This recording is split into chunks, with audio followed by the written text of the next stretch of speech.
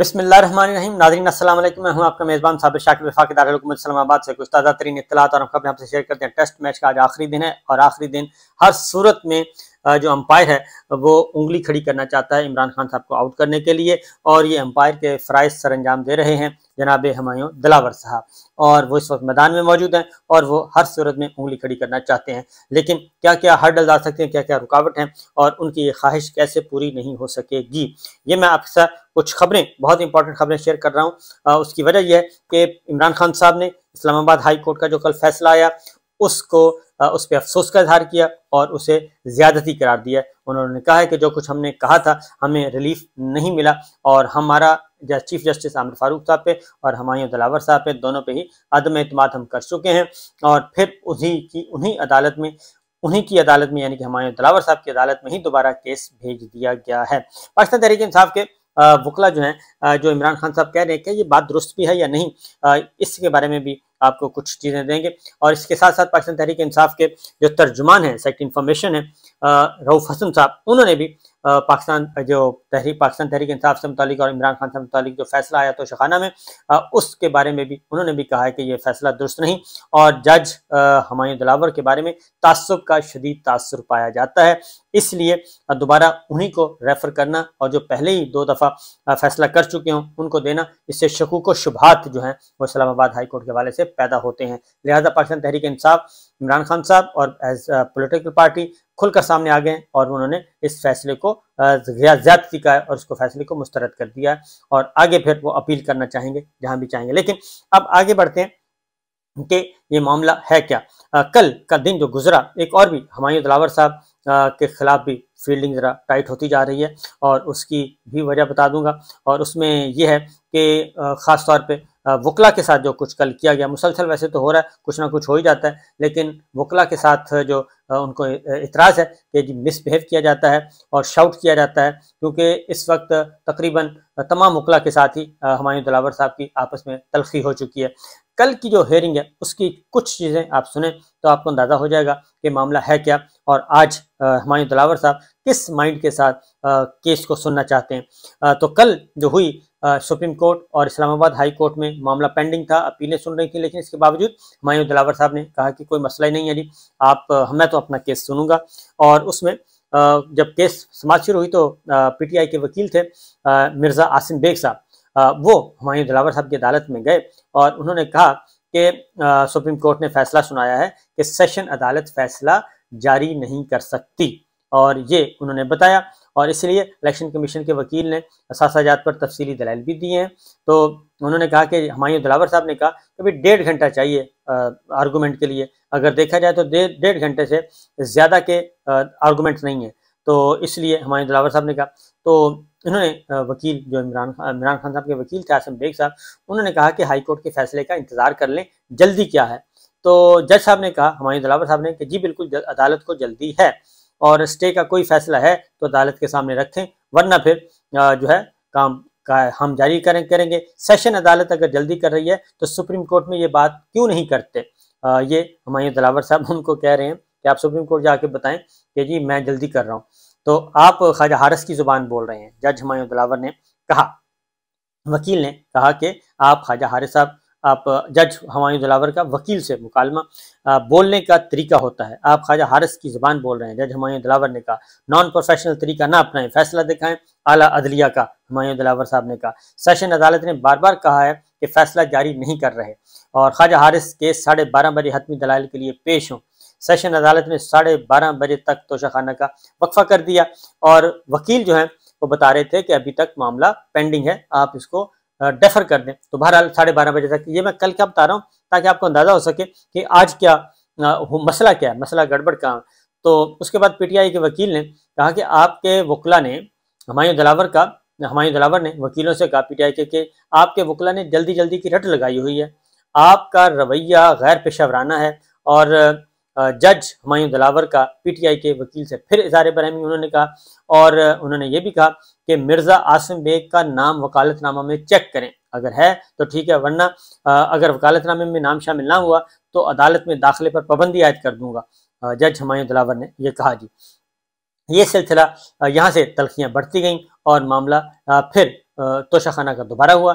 3 बजे फिर दोबारा समाअत हुई और उन्होंने कहा फिर मैं मौका देता हूँ आखिरी, और 3 बजे हतमी दलाइल दिए जाएं तो फैसला महफूज कर लेंगे। जज हुमायूं दिलावर साहब, ये ज़हन में रखिएगा कि सुप्रीम कोर्ट का भी आ चुका है और इधर से हाई कोर्ट में भी, लेकिन हुमायूं दिलावर साहब कह रहे हैं कि 3 बजे तक, ये कल गुजर चुका है कि 3 बजे तक हतमी दलाइल ना दिए तो मैं फैसला महफूज कर लूँगा। हाई कोर्ट में क्या हुआ, हुमायूं दिलावर साहब ने पूछा, तो वकील न्याजुल्लाह न्याजी साहब आ गए। उन्होंने कहा जी हाई कोर्ट दलाइल दे चुके हैं, इसके बाद मालूम नहीं, अदालत का वक्त खत्म हो चुका है, कल भी हो सकता है ख्वाजा हारिस दस्तयाब ना हो, उन्होंने लाहौर जाना है, हम कौन सा दौड़े जा रहे हैं, ट्रायल 4 साल भी चलते हैं, मुल्ज़म भाग भी जाते हैं, आप ऐसे ट्रायल चलाते होंगे। हुमायूं दिलावर ने कहा तो आपका दामन साफ है तो क्यों घबरा रहे हैं। वकील न्याजुल्लाह न्याजी ने जज साहब से कहा कि अगर आपका दामन साफ है तो आप घबरा क्यों रहे हैं, कौम जानती है कि क्या होने जा रहा है, ये आपको भी पता है।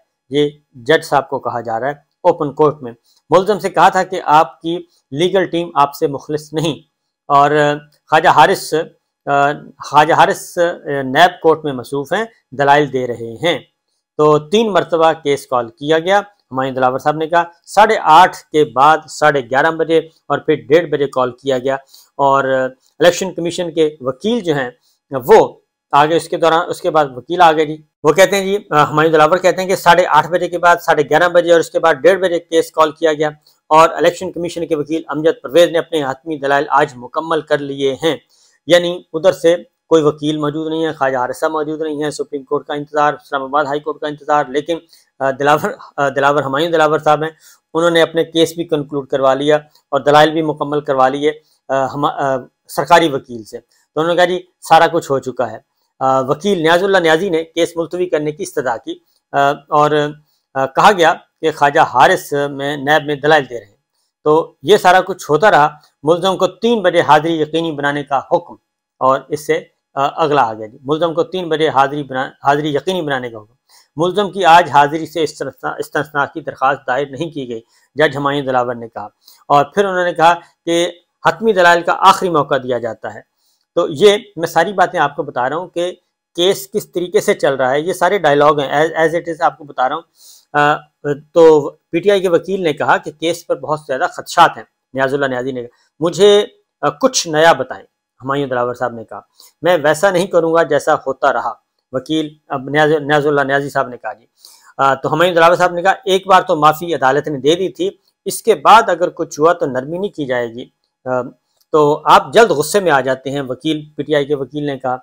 तो हुमायूं दिलावर साहब ने कहा कि अदालत सब वकला की इज्जत करती है, लेकिन अदालत का एक डिसिप्लिन है, मैं भी अदालत का ऑफिसर हूँ। वकील ने कहा मेरे साथ कुछ हुआ तो मेरे साथ भी लोग खड़े होंगे। तो अब ये वहाँ पे तू तकरार शुरू हो गई, और ये रोज़ाना होती है, और उसके बाद लतीफ़े भी सुनाए जाते हैं और ठट्ठा मजाक भी किया जाता है, लेकिन वो सरकारी वकील के साथ।